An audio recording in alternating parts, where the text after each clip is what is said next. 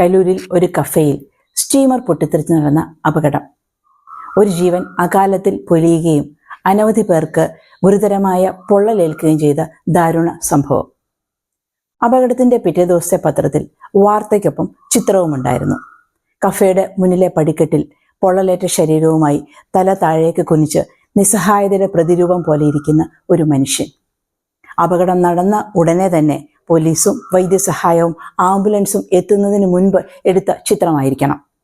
ആ ചിത്രത്തിൽ ആ മനുഷ്യന്റെ മുമ്പിലേക്ക് നീട്ടിപ്പിടിച്ച മൊബൈൽ ഫോണുകളുടെ ഒരു നിര എന്നെ പൊള്ളിച്ചു. വീണ്ടും ഒരിക്കൽ കൂടി കാണുമെന്നോ ഇനി ഒരാൾക്ക് ഷെയർ ചെയ്തു കൊടുക്കാനോ ഒന്നിനും സാങ്കത്യമില്ലാത്ത ഒരു ദാരുണ അനുഭവത്തിൽ ചിത്രീകരിക്കാൻ നമ്മളെയൊക്കെ പ്രേരിപ്പിക്കുന്ന ചേതോവികാരം എന്തായിരിക്കാം? ഒരു സാഡിസ്റ്റിക് പ്ലഷർ എന്ന പോലെ സമൂഹത്തിൽ പടർന്നിരിക്കുന്ന ഈ വ്യാധിയിൽ നിന്ന് മോചിതരാകാൻ നമുക്ക് എല്ലാവർക്കും ശ്രമിക്കാം.